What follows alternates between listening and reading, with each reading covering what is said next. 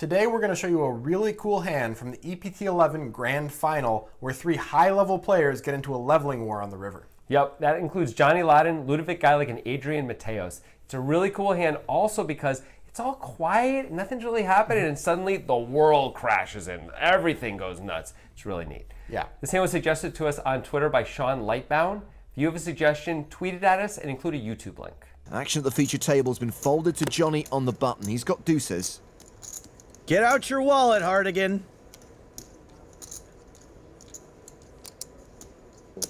He raises to 25k. Queen 10 for Ludovic Geilich in the small blind. He calls. And Adrian Mateos is coming along for the ride with Queen 9. And away we go. Top pair for Ludo. Look at that tenor is trying to get away. Checked to Lodden. Check. He checks behind. King on the turn. Ludo still has the best hand. Checks again. Mateos now with a gut shot. Also checks. Check. And still no betting action from Johnny. This is actually a little surprising that Lodden decides not to bet the flop or the turn. Often I would expect him to bet the flop just because he's c-betting, and this is not a particularly terrible flop for him. But the turn is the king of clubs, and the king is a card that I would expect him to bet on. I guess he just thinks he has too much showdown value here. Right, I guess he does.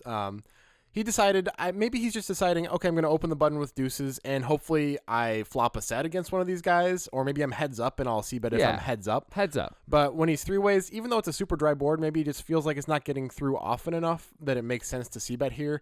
And whatever, he's put in 2.5 blinds, it didn't work out, he's kind of done with it maybe. Yeah, I just would think usually when a card that's really good for his range, like a king comes off, and everyone checks again to him, it's not a terrible time to bet. He might be able to fold out a 4 or a 5 specifically. Right. Should Ludo be betting at any point here?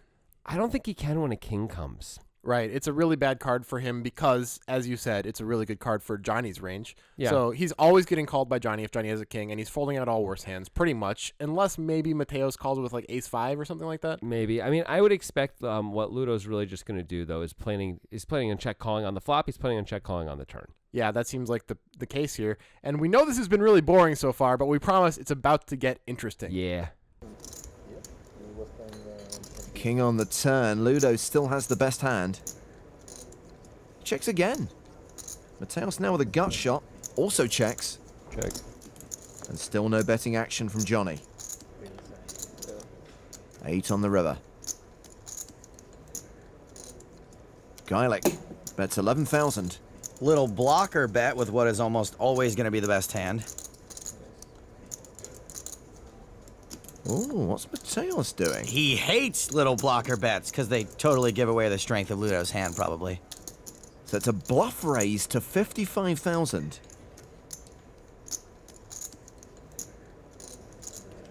And here comes Johnny.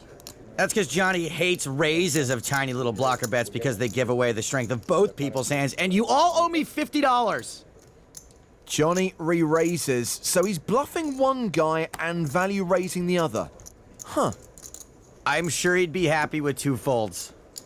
Geilich's passed. And Mateos, who has queen high, folds as well. Show the bid ace. Show the bid ace. This one? Shows them the deuce. Yeah, show the bid ace. This is obviously a really cool play by Johnny Lodden, and I think the genesis of it comes back to Ludovic Geilich's really crazy, weird, tiny bet that he makes on the river here. Yeah, all we're missing is Michael Douglas in the Ant-Man suit. That's how small this frickin' bet is. It's a tiny, tiny bet. It's 1.1 blinds into 8 blinds of a pot. It's kind of whack. Now, I think he's doing it, and he actually talks about this after the hand, to induce a raise from one of these 2 crazy players he's playing with right here, Mateos or Lodden. Right.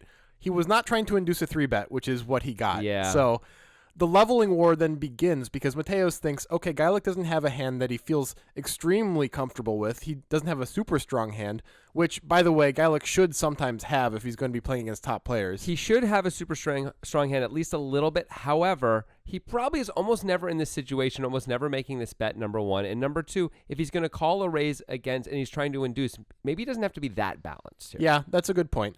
But so it looks like what it is, though. That's the problem for Ludovic right here.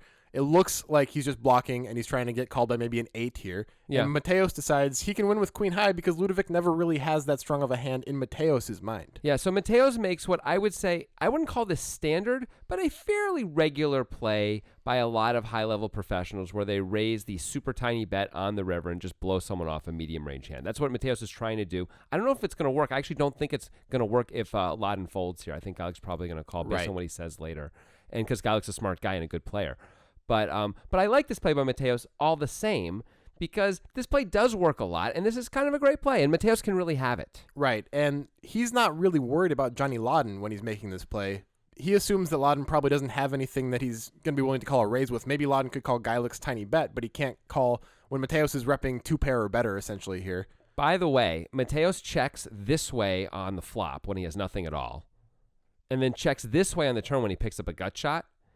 And I got to tell you, if someone's paying attention, you might really think he picked up something on the turn, and then he gets there on the river with the clubs. That would make sense for him to have a flush draw doing that if he's going to do it with the gut shot as well. Yeah. If there is an actual tell there, we're not really sure. Right. It may not be. But he sure seems like he doesn't care about the pot on the flop, and he suddenly seems a lot more interested on the turn. Right. Anyway, so once Mateos raises Geilich, he's probably thinking, I don't have to worry about Lodden. Obviously, that turns out not to be the case. Yeah. So the really cool thing about Johnny's play is that he reads exactly what Mateos is reading in Geilich and then reads Mateos. Yeah. So he decides Mateos is usually bluffing, and if he's not bluffing, he might have a value hand that he's raised folding. Right. The thing is, Mateos can have hands that are pretty darn good, like King 8, 10-8, things like that, that absolutely would raise a 1.1 blind bet here to try and get some actual value and get called by a slightly worse hand like King Jack, but still have to fold to Lodden's 3-bet. That's what's so beautiful about this. He can actually fold out some value too, not just the bluffs. Right. This is a bit of too risky of a play for Johnny. If Geilich had bet more and then Mateos had raised, then Mateos' range is a lot narrower than it is here. Mm-hmm. But if Mateos has, say, King 8, he can't really let Geilich bet 1.1 blinds on the river. That's just being exploited. Yeah, I agree, and there's no reason to do that. It's almost always going to work out really well. And in fact, you can really raise fold King 8 here pretty reliably. Yeah, usually it's going to be the right move. Yeah. And we have to believe that if somehow Mateos did have King 8 here and he didn't have the piece of cheese that he does, he would probably be folding to Lodden's raise also. I think he probably would. So Mateos may find a call with a King 8 hand once in a while, but he's going to have to fold it a lot too. Right. So for Johnny to think that Mateos is going to fold King 8, we have to talk about what Johnny is then repping. Exactly. And Johnny's repping essentially the nuts most of the time. Yep. Maybe he has a queen high flush sometimes, but the only clear hand that he can play like this and feel comfortable for value is the nuts based on the action on this river. I agree, and it's hard to get called by worse. When you 3-bet there, it's super strong. I mean, you are indeed repping the nuts. So Johnny, you would expect to have either the actual nuts or the ace of clubs in his hand at least, but somehow it doesn't have either one. It's kind of incredible. It all goes back to Ludo's tiny bet here. And let's talk a little bit about if Johnny's play makes sense in the eyes of his opponents. Good. Can he actually tell a true story here that would be I have clubs? A true sounding story at least, right? Well, the thing that makes it a little hard to believe is that he checks the turn. When you would assume Johnny's almost always going to bet his nut flush draw on the turn. Right. But perhaps Johnny is balanced enough, and these guys know it, that he can sometimes check that, and he does sometimes check that. And if he does, it now means he can threaten the nuts here on the river, which is what you want to be able to do. Right, and that makes sense, but that's the only real thing in his favor here, that he can sometimes be balanced enough to check that. Right. Because from a general gameplay perspective, he wouldn't be too afraid of getting check raised on the turn if he bets, and why not build a bigger pot when you have the flush draw, along with sometimes just winning the pot on the turn? This is the play you want to make as a poker player, but you almost never do, right? Yes, definitely. I always want to make this play, and I never do. There you go. And it's really cool that Johnny Lodden did it and that it's on TV. In the grand final. In 45 seconds, we're going to look at comments from last week's videos. If you guys want to see another really cool river bluff where the guy is doing a play that you really want to do all the time, but you never really have the chutzpah to do it, check out Can This Play Possibly Work by clicking here. That's actually our most requested hand of all time as well. Also, make sure you check out our podcast and subscribe.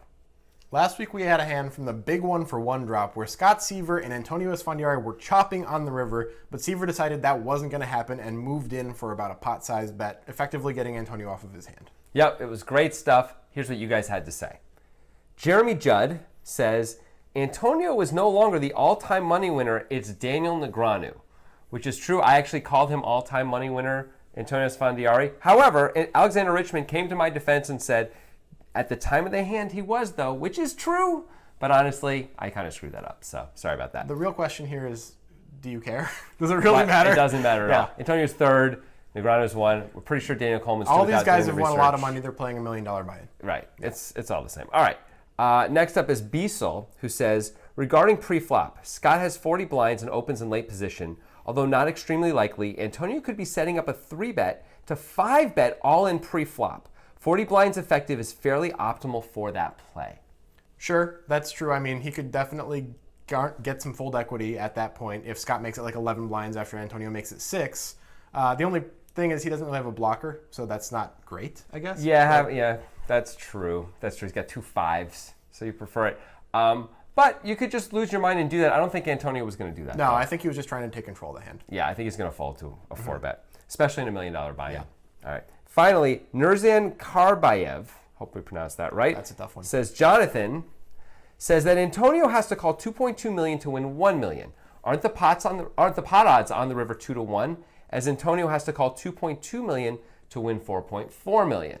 That would be the case if Antonio had any chance of winning the pot outright. But since Antonio is playing the board, he can only chop, and therefore he can only win back the money he's already put in. Right, so because there's 2 million in the pot, he can only win half the pot no matter what. He knows this, but it costs him 2.2 million more right now on the river just to try and win that 1 million. Right, so if he loses a lot more than he wins if he wins. Right, if there wasn't the chop on the board, if you didn't know he was chopping, then yes, you'd be right. But you're not. See you next week.